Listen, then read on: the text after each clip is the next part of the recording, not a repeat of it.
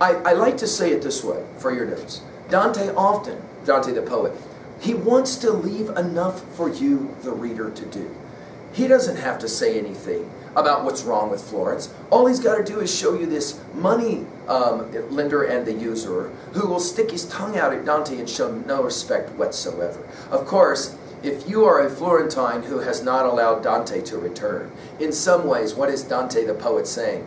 You've insulted me, I will insult you. The back end now of this canto is going to just be the flight of the Geryon, on the Geryon. Now, we read this today, but of course we're familiar because most of us have been up in an airplane. And we know what it's like to be up way, way high in the sky and to look down at the ground and then to slowly come down for our landing. But Dante's audience had never, ever experienced that.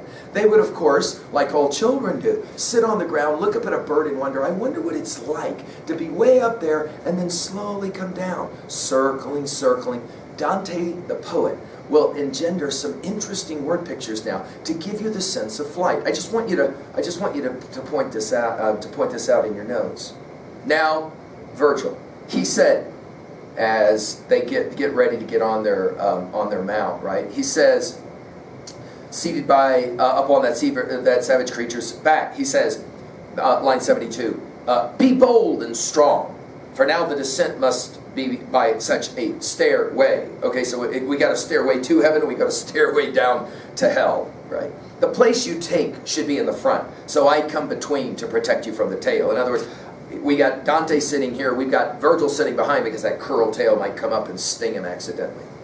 And now we get this interesting word picture of flight. Like those who shake, feeling the quadrant fever coming on, their nails already blue, so that they shiver at the mere sight of shake. Every reader would understand what Dante was talking about. As the fever comes on, you start to shake. Such was I then, with tremendous fear. But shame rebuked me, which makes a servant braver in a good master's presence. We know about this shame and this shaming when we studied our Iliad and, of course, especially our Aeneid. That notion that sometimes warriors are a little bit freaked out to do something and some superior will come along and say, are you serious with me? Kind of shamed into it. He says, I decided, okay, I'm going to get on this thing. I took my seat upon those ugly shoulders. I did endeavor, but my voice would not come the way I thought.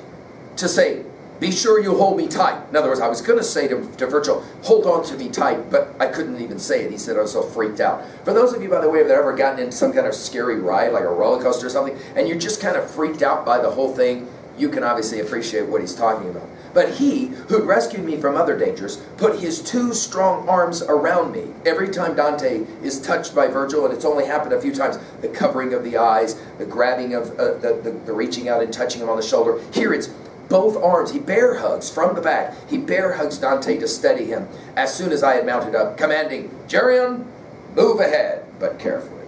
Keep your arcs wide. Go slowly when descending. Be mindful of this new burden that you bear. And now we're going to get an interesting word picture. How do you describe, if you're Dante the poet, flight if you yourself have never flown?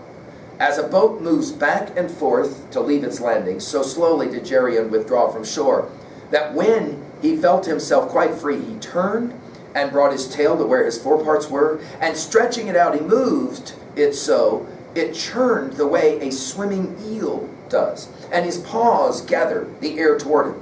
And now we're going to get a couple of mythological word pictures. As Phaeton, you'll remember Phaeton, we talked about him in our Hamilton's mythology discussion. Remember the son of Apollo or Helios, you'll remember, who decided that he wanted to travel or ride the chariot of the sun and ended up getting jacked for it. The story for Dante comes from Ovid's Metamorphoses 2, book 2. As Phaeton spurned the reins so that the sky as one still sees was scorched, I doubt that there was greater fear, nor when pathetic Icarus. Now, we know the story of Icarus, Metamorphoses, Ovid's Metamorphoses, book 8. But we know this story, of course. We know the story about how they make the wings. Daedalus makes the wings. By the way, interestingly, we've had the reference of Daedalus kind of referencing earlier, right? We were talking about the Minotaur. And now we've got his son Icarus. You'll remember, made the wings for him and told him don't fly too close to the sun, and and then of course the boy didn't listen and off he flew too close to the sun. Nor when pathetic Icarus felt his thighs unfeathering from the melting wax to hear his father crying, You are falling now. I've always found this to just be an amazing. This is Dante the poet at some of his brilliant best. What was the last thing that Daedalus said to Icarus right before Icarus began to fall? For Dante, it's, you are falling now. That's the feeling that Dante the pilgrim has as Geryon takes off and starts descending. He says, I doubt that there was greater fear, and then this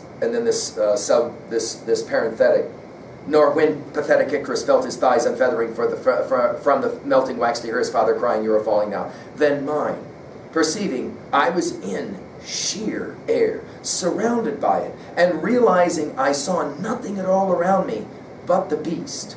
In other words, I'm in darkness, I'm in falling. Think about the rides that play this. Think about the video games that you play that somehow try and simulate this feeling. Onward he swam with motion more and more slow as he wheeled round, descending. But that I guessed only by feeling the wind against my face and from below. On our right, the sound increased from the whirlpool roaring horribly under us. I stretched my hand out forward, looking down, growing more frightened even than I was, because as we descended, I heard the din of lamentation, and I could see the fire. And so I shook the more tightly, holding on. So as he's descending down, he starts to get a vision of what he's seeing. This is the 8th circle, and all of the Volgias, the pouches, the valleys, and it's horrifying. And he says it, and I saw then, I had not seen it before, that he was wheeling and making his descent, for the great torments now were drawing near on every side. And then we get this amazing word picture about a falcon who has flown and is now exhausted. As a falcon being sent stays on the wing, seeing no lure or bird a long while, making the falconer lament, ah me, you are sinking now, and comes down tired, with many wheelings where it swiftly set out, and alights, peeved and sullen, far from its lord.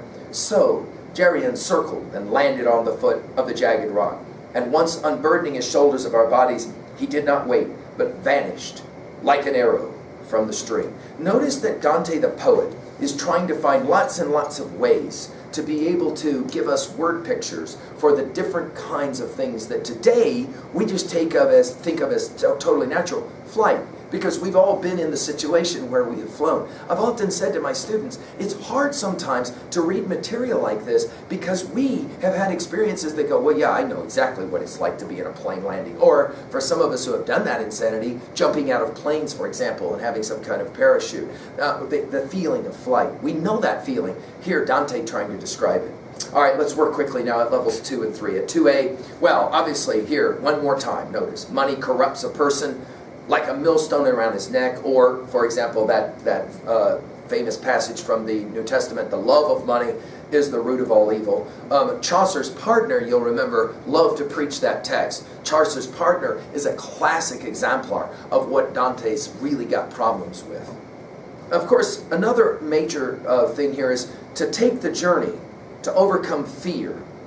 You have to take the flight on the Geryon, right? And of course, to take the journey, you have to suffer insults, right? Like having, somebody stick their tongue out at you. At 2B, the symbol here, well, obviously Geryon is the symbol of fraud. The money bags, though, I'm very interested in this. The money bags, symbolizing the greed that destroys you. And yet, notice, even in their afterlife, when money means nothing anymore, they're still holding on to their pouch. Of course, the other thing is that money defines families as well. So those money bags can symbolize or represent the families of Florence. Remember, the Alighieri family was not of the highest social class, right? Some have argued that if they had been, Dante would have never been exiled. But there's this notion that Dante's wanting to say, the problem with Florence is because these families have gotten so involved in quests for money, they no longer care even about their city or the people living in their city. The irony, of course, is the moneylenders treat Dante bad, right? Whereas the sodomites in the circle above treated Dante very, very well. It's a fascinating irony, right?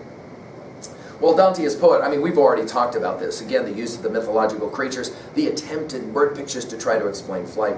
Dante the politician, this is clear.